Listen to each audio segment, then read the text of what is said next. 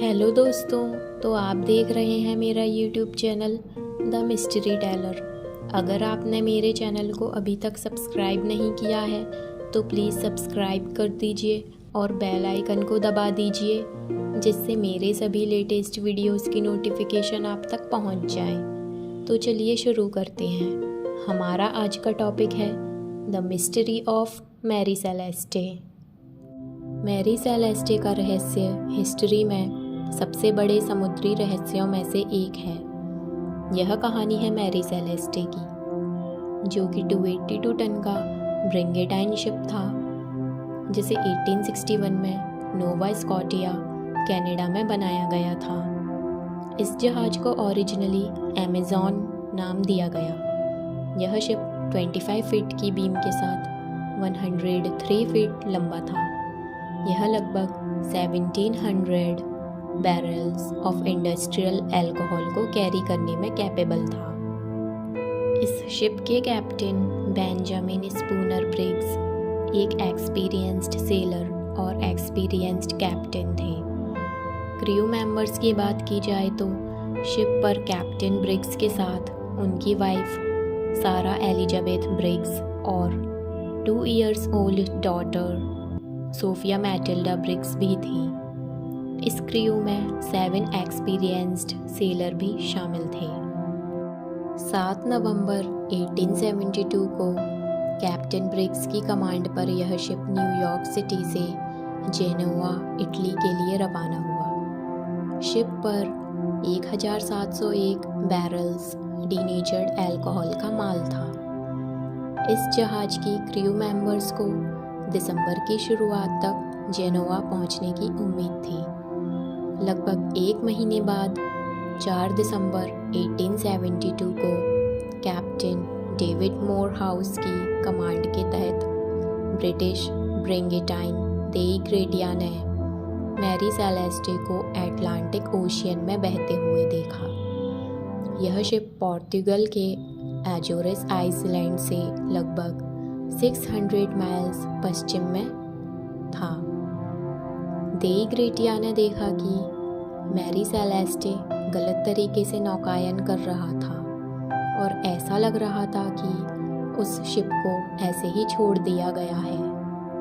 इसके पीछे के रहस्य की बात की जाए तो जब देई ग्रेडिया का क्रू मैरी सेलेस्टे पर चढ़ा तो उन्होंने पाया कि शिप पूरी तरह से सुनसान था।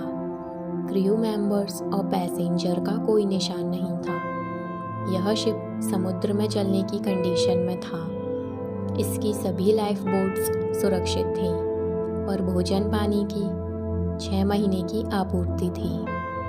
हालांकि कुछ हैरान करने वाली बातें सामने आईं, जैसे कि नो साइन ऑफ स्ट्रगल, किसी भी तरह का स्ट्रगल या फाउल प्ले का कोई संकेत नहीं मिला।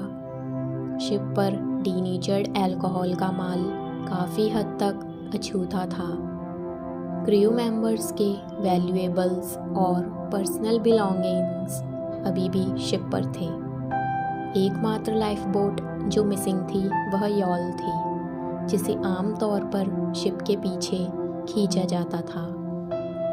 लॉग्स और रिकॉर्ड्स की बात की जाए तो 25 नवंबर 1872 को लास्ट एंट्री छोड़कर शिप के लॉगबुक और नेविगेशनल इंस्ट्रूमेंट्स मिसिंग थे। शिप की कंडीशन देख के पता चला कि शिप के सेल्स स्लाइटली डैमेज हो गए थे, लेकिन उसके बाद भी शिप अच्छी कंडीशन में था। पिछले कुछ वर्षों में मैरी सेलेस्टे के क्रू के लापता होने की एक्सप्लेनेशन के लिए कई थ्योरीज दी गईं। इनमें से फर्स्ट थ्योरी है पायरेसी और म्यूटनी। कुछ लोगों ने यह सजेस्ट किया कि समुद्री डाकुओं ने शिप पर हमला किया था, लेकिन वायलेंस या चोरी के संकेत की कमी के कारण इस थ्योरी को खारिज कर दिया गया। सेकंड थ्योरी है नेचुरल डिजास्टर। यह थ्योरी इंक्लूड करती है सडन वायलेंट स्टॉर्म और अ वाटर स्पाउट, जिसने क्रू मेंबर्स को शिप छोड़ने पर मजबूर किया। हालांकि जहाज समुद्र में चलने लायक कंडीशन में पाया गया था और उसमें रखा अल्कोहल का माल भी सुरक्षित था। तीसरी थ्योरी है अल्कोहल फ्यूम्स। यह थ्योरी प्रपोज्ड करती है कि इंडस्ट्रियल अल्कोहल कार्गो से निकलने वाले फ्यूम्स के कारण क्रू को एक्सप्लोजन का खतरा था, जिससे घबराकर क्रू ने यह शिप छोड़ दिया। चौथी थ्योरी है इंश्योरेंस फ्रॉड, जो सजेस्ट करती है कि फाइनेंशियल डिफ़िकल्टीज फेस कर रहे कैप्टन ब्रिग्स ने इंश्योरेंस मनी क्लेम करने के लिए जानबूझकर यह शिप छोड़ दिया। हालांकि इस थ्योरी में ठोस सबूत का अभाव था। Extensive investigations and numerous theories के बावजूद मैरी सेलेस्टे से क्रू मेंबर्स के लापता होने का असली कारण अनसुलझा है, जिससे यह इंसिडेंट समुद्र का एक हॉन्टिंग एनिग्मा बनकर रह गया है। तो दोस्तों, आपका क्या मानना है? मैरी सेलेस्टे के क्रू मेंबर्स के शिप से लापता हो जाने का कारण क्या हो सकता है? कमेंट सेक्शन में ज़रूर बताइएगा। और अगर आपको मेरा यह वीडियो पसंद आया हो तो लाइक ज़रूर कीजिएगा। तब तक के लिए बाय बाय, टेक केयर।